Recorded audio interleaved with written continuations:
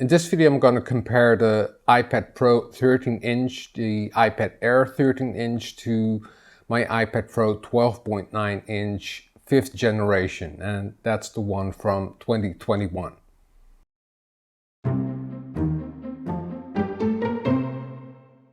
When you go to the site of Apple, you can compare the different models and just type in compare, and then you can set the iPads you want to compare to each other, and they're just drop-down menus. So I made a list for the iPad Pro 13-inch, the iPad Pro 12.9 5th generation, which is this one I'm using right now, and the iPad Air 13-inch. And here you just can easily compare it, and you can decide if you really need the new iPad Pro or maybe the iPad Air.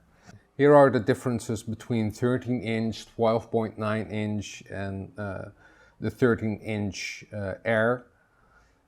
And the biggest change, because I want to decide if I want to buy this new iPad Pro or the iPad Air, is the M4 chip. So in the iPad Pro 13-inch of this year, there's an M4 chip, and you can see the differences that it has up to 10 cores CPU, so it must be a lot faster, which the iPad I'm working on right now has 8-core CPU. The 5th generation and the iPad Air 13-inch look a lot similar.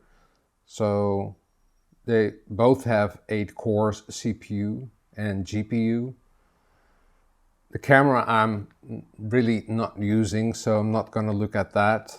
And there's a difference in the iPad Air, which has an USB-C connector and it does not have the support of the Thunderbolt USB 4. These two, the iPad Pros have Face ID, and the iPad Air has the Touch ID on top of the screen. And the biggest difference is that you cannot use your old Apple Pencil. If you want to buy the iPad Pro 13-inch, then you need to use the new Apple Pencil Pro, or the Pencil Pro as they are calling it right now. I'm never using the keyboards. I just use it for drawing and doing animations. And the capacity of these models are, the old iPad Pro used to have 128 gigabytes, and now it starts at 256 gigabytes, and it's up to 2 terabytes. And this one I'm using right now, and I've been using it since December 2021. It's a 1 terabyte. And I only used around 400 gigabytes, and I'm using quite large files. And the iPad Pro 13-inch is thinner, but I'm using this bamboo, to draw with, and I don't really, like a thinner tablet. It just works fine. So this is how I, decide if I want to buy the new iPad Pro. And the most important thing is that there also was a video of Procreate and Procreate Dreams. I'm just gonna watch some of it, and you can go to the Procreate site. I'll leave links below the video to the videos I'm watching right now. We believe art is for everyone. Desire to create is part of what makes us human. Brushes that respond in entirely new ways. Artists can roll to automatically change So size, there's a hover color, function, and that was already on the last iPad Pro from last year.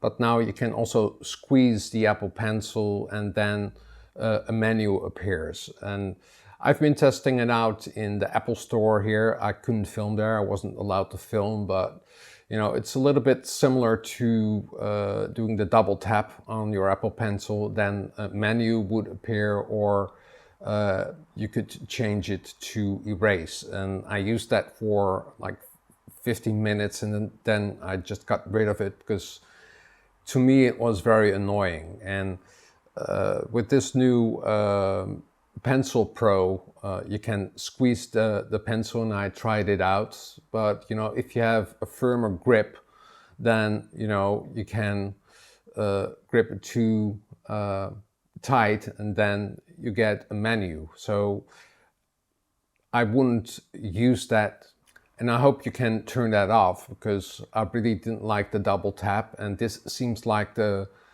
same feature. And he also explains that with Hover, they're going to do a new update to Procreate Dreams, and then you can hover over your layers, or also in Procreate, and then they can find the layer, and then you can start drawing on the layer. What I'm really excited about is the new barrel roll function in the Apple Pencil.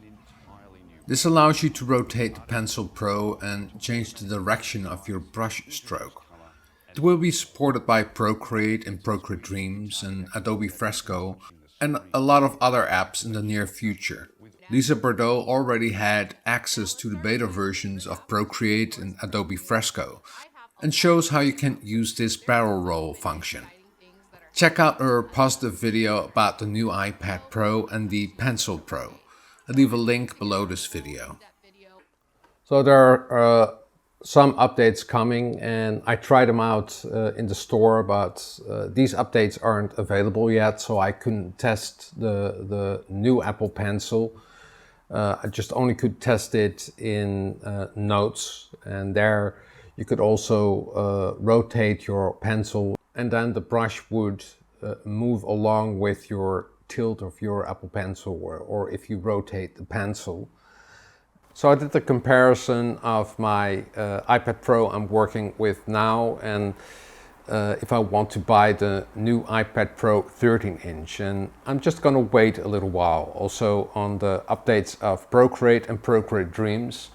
And I do hope that they also will do some updates for people that don't have the iPad Pro 13-inch or the iPad Air 13-inch and the new Apple Pencil.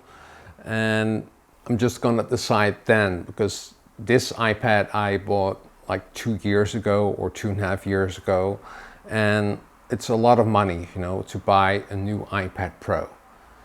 What do you think? Are you going to buy the new iPad Pro 13-inch? Please let me know in the comments down below. I hope you enjoyed this video, and if you like it, please give it a thumbs up. Subscribe if you haven't already, and don't forget to hit that notification bell, because each time I upload a new video, you get a notification.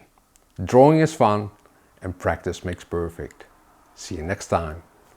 Doodles!